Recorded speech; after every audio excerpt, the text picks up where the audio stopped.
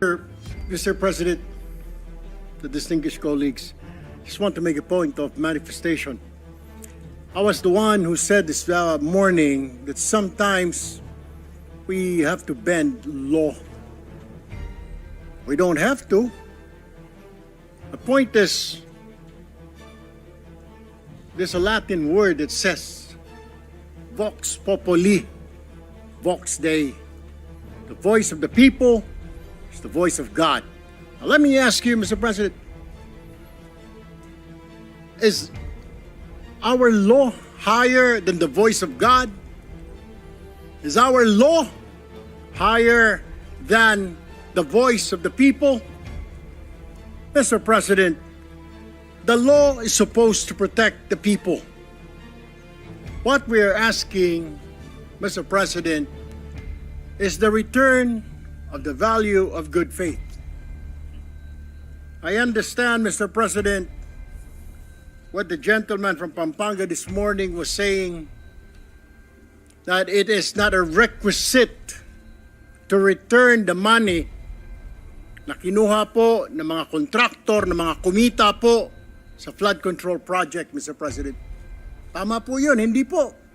At meron pong prosesong sinusunod tayo na kailangan sundin. Pag gumulong na yung batas, hayaan ang korte ang magsabi. Mr. President, tens of thousands of people went out last Sunday. Narinig ko po, hindi ko po alam kung yung mga kasama natin narinig. Narinig ko po yung sigaw ng taong bayan. Ibalik ang pera namin. Malinaw po.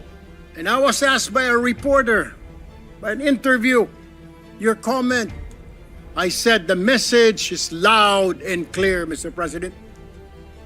Ayusin natin sa gobyerno ang ating mga trabaho. Iwasan pong mahulog sa korupsyon. The people are demanding that these people, contractors, DPWH officials, including politicians who made wealth, kumita po sa flood control, na kung maaari isoli nila ang kanilang ninakaw sa bayan. And I think that is the right thing to do. Ang problema kasi, Mr. President, kung susundin natin ang batas, alam naman po natin ang pagdinig sa ating bayan ay buwan at taon ang inaabot. Baka pagdating po sa dulo, wala na pong makuha ang gobyerno sa mga taong ito. My only point, Mr. President, is the people were asking, the people are demanding. Isole yung pera na ninakaw sa kanila. Meron po tayong batas. True enough, Mr. President, I don't disagree. There is a process. May proseso, tama din po. Paano naman po yung sigaw ng taong bayan? How can we pacify the clamor, the anger of the population, Mr. President? I have no answer. My only answer, Mr. President, is isoli po ninyo ang inyong ninakaw. No ifs and buts. Ang sinasabi lang po ng DOJ, kakausapin po nila ang mga taong ito. Kung pwede, isoli. Wala naman po sinabi ang DOJ. Ito ang batas, bawal po, kailangan ninyong isoli yan. The DOJ, the Secretary himself said, they will ask, but they will not force them. Depende, mas mabuti raw kung kusang loob nilang isurrender yung pera, Mr. President. Wala naman pong nagbabawal sa batas na magbalik ng ninakaw. There's no such thing. And alam ko pong meron tayong process, we have procedures. But my only point is, Mr. President, whether I'm right or wrong, I stand to the wishes of the public, of the Filipino people. Ibalik ang perang ninakaw sa kanila. Period, Mr. President. Thank you, Mr. President. Thank you, Senator Erwin Tulfo. Senator Padilla is recognized. Opo. Ginoong Pangulo, napakaganda po ng mga punto na binitawan ng ating inahangaan na si Senator Erwin Tulfo. Ngunit, alam niyo po, meron pong historical injustice na nangyari sa mga Bangsamoro. kung ang usapin po natin ay sisingilin natin ang inang bayan sa mga utang nito sa Bangsamoro at hindi natin padadaanin sa batas, para saan po yung BARM law? Mapupunta na lang po kami sa gulo. Mapupunta na lang po ito sa paniningil na hindi. Kailangan magbayad. Kailangan ngayon na. Kailangan po dumaan tayo sa proseso. Ang atin pong saligang batas ay malinaw na nagsasabi na may due process. Kung argumento po natin, makikinig tayo sa sinasabing, ngayon na. Teka muna po. Marami pong maliligaw. Katulad po ng mga kasama nating artista, halimbawa, sinasabi nila, kung ganyan, wag na tayo magbayad ng tax. Paano po ang gagawin natin? Papayagan po ba natin na mga artista ngayon na wag na magbayad ng tax dahil yun ang boses nila? Yun ang voice of God? Yun ang voice of the people? Ang gusto ng mga tao, lahat ng tao ngayon ayaw na magbayad ng tax. Dahil sa nangyayaring ito. Ang gusto ko lamang pong linawin, Ginoong Pangulo, tama po, naniniwala po ako na ang tao'y galit na. Dapat lang po silang magalit. Marami nang talagang ghost project, ang dami na pong nangyayaring ito. Pero sana po, intindihin po natin din yung mga kababayan natin sa malalayong lugar na humahanap ng hustisya. Madami pong mga kababayan natin, katulad ng mga katutubo, na humihingi din po ng hustisya yan. Pero dinadaan po natin sa batas ang pagnanakaw sa kanilang mga lupain, ang pagnanakaw sa mga mineral resources nila. Pero lagi natin sinasabi, may batas tayong dapat sundin. Paano kung isang araw gusto din nilang ng anarchy? Gusto din nilang magkagulo? Gusto din nilang lumusob sa Malacanang, pumunta ng Mindiola? Yun po yung mga bagay po na dapat po natin ding isipin. Ako po'y hindi kontra kahit kanino dito. Ako po'y number 1 supporter ng lahat nandito. Pero pagdating po sa usapin, na tayo'y magkakaroon na naman ng pag-aaklas. 20 taon na po ako sa Mindanao. Alam po yan ng kapatid ko na si Senator Mig Subiri na umiikot dyan sa mga liblib na lugar para kumbinsin ng mga taong sumunod tayo sa batas. Yun lamang po, mga senador tayo. Gumagawa tayo ng batas. Ang batas kailangan sundin natin tayo mismo. Yun lamang po. Wala naman akong gustong sabihin kundi yun lang. Maraming salamat po. Senator Erwin Tulfo is recognized. Mr. President, just last point. Hindi po kahit kailan nagnakaw ang Bangsamoro. Tell you, kung mga kasama po natin, 20 years na pong nag-ikot sa Mindanao. Ako, lumaki po ng Mindanao. I've been to Hulo, I've been to Basilan, I've been to Tawi-Tawi, I've been to Marawi. Maro nga po ako magsalita ng Tausog eh. But anyway, ang sinasabi ko lamang po, wala pong ninakaw, kaya iba po yun eh. Parang you're comparing apples to oranges. Yung Bangsamoro po, hindi po nagnakaw, kaya yung sinasabi na kailangan kasuhan or something, hindi po eh. Ang sinasabi ko lang po, ito'y malinaw na yung sinisigaw po ng mga kababayan natin ni Sole. And that's my own opinion, Mr. President. We have to return it. Kusa po, kung gusto po, kung sincero silang maging state witness, gusto po nilang mapasok sa Department of Justice, then siguro po, in good faith, Mr. President, isoli po nila yung mga nakuha po nila. That is all, Mr. President. I have no further statements. Thank you, Mr. President. Thank you, Senator Erwin Tulfo. Mr. President, the distinguished colleagues, just want to make a point of manifestation. I was the one who said this morning that sometimes we have to bend law. We don't have to. The point is, there's a Latin word that says, Vox Populi, Vox Dei. The voice of the people is the voice of God. Now let me ask you, Mr. President, is our law higher than the voice of God? Is our law higher than the voice of the people? Mr. President, the law is supposed to protect the people. What we are asking, Mr. President, is the return of the value of good faith.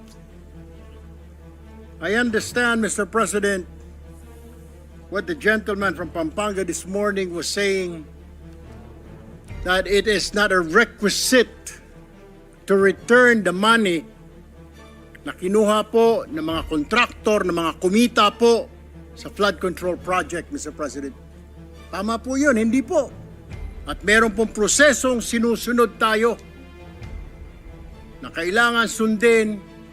Pag gumulong na yung batas, hayaan ng korte ang magsabi, Mr. President, tens of thousands of people went out last Sunday. Narinig ko po, hindi ko po alam kung yung mga kasama natin narinig. Narinig ko po yung sigaw ng taong bayan. Ibalik ang pera namin. Malinaw po. And I was asked by a reporter, by an interview, your comment. I said the message is loud and clear, Mr. President. Ayusin natin sa gobyerno ang ating mga trabaho. Iwasan po mahulog sa korupsyon.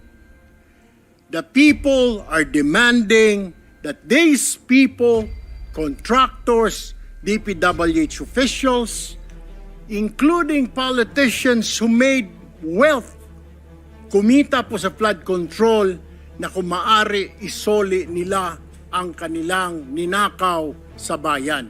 And I think that is the right thing to do. Ang problema kasi, Mr. President, kung susundin natin ang batas, alam naman po natin ang pagdinig sa ating bayan ay buwan at taon ang inaabot. Baka pagdating po sa dulo, wala na pong makuha ang gobyerno sa mga taong ito. My only point, Mr. President, is the people were asking, the people are demanding. Isole yung pera na ninakaw sa kanila. Meron po tayong batas. True enough, Mr. President, I don't disagree. There is a process. May proseso, tama din po. Paano naman po yung sigaw ng taong bayan? How can we pacify the clamor, the anger of the population, Mr. President? I have no answer. My only answer, Mr. President, is isoli po ninyo ang inyong ninakaw. No ifs and buts. Ang sinasabi lang po ng DOJ, kakausapin po nila ang mga taong ito kung pwede isoli. Wala naman po sinabi ang DOJ. Ito ang batas, bawal po, kailangan ninyong isoli yan. The DOJ, the Secretary himself said, they will ask, but they will not force them. Depende, mas mabuti raw kung kusang loob nilang isurrender yung pera, Mr. President. Wala naman pong nagbabawal sa batas na magbalik ng ninakaw. There's no such thing. And alam ko pong meron tayong process, we have procedures. But my only point is, Mr. President, whether I'm right or wrong, I stand to the wishes of the public, of the Filipino people, ibalik ang perang ninakaw sa kanila. Period, Mr. President. Thank you, Mr. President. Thank you, Senator Erwin Tulfo. Senator Padilla is recognized. Opo. Ginoong Pangulo, napakaganda po ng mga punto na binitawan ng ating inahangaan na si Senator Erwin Tulfo. Ngunit, alam niyo po, meron pong historical injustice na nangyari sa mga Bangsamoro. Kung ang usapin po natin ay sisingilin natin ang inang bayan sa mga utang nito sa Bangsamoro at hindi natin padadaanin sa batas, para saan po yung BARM law? Mapupunta na lang po kami sa gulo. Mapupunta na lang po ito sa paniningil na hindi. Ganito lang, kailangan magbayad. Kailangan ngayon na. Kailangan po dumaan tayo sa proseso. Ang atin pong saligang batas ay malinaw na nagsasabi na may due process. Kung argumento po natin, makikinig tayo sa sinasabing ngayon na. Teka muna po. Marami pong maliligaw. Katulad po ng mga kasama nating artista, halimbawa, sinasabi nila, kung ganyan, Abe, wag na tayo magbayad ng tax. E paano pong gagawin natin? Papayagan po ba natin na mga artista ngayon na wag na magbayad ng tax dahil yun ang boses nila? Yun ang voice of God, yun ang voice of the people. Ang gusto ng mga tao, lahat ng tao ngayon ayaw na magbayad ng tax. Dahil sa nangyayaring ito. Ang gusto ko lamang pong linawin, Ginoong Pangulo, tama po, naniniwala po ako na ang tao'y galit na. Dapat lang po silang magalit. Marami nang talagang ghost project. Ang dami na pong nangyayaring ito. Pero sana po, intindihin po natin din yung mga kababayan natin sa malalayong lugar na humahanap ng hustisya. Madami pong mga kababayan natin, katulad ng mga katutubo, na humihingi din po ng hustisya yan. Pero dinadaan po natin sa batas ang pagnanakaw sa kanilang mga lupain.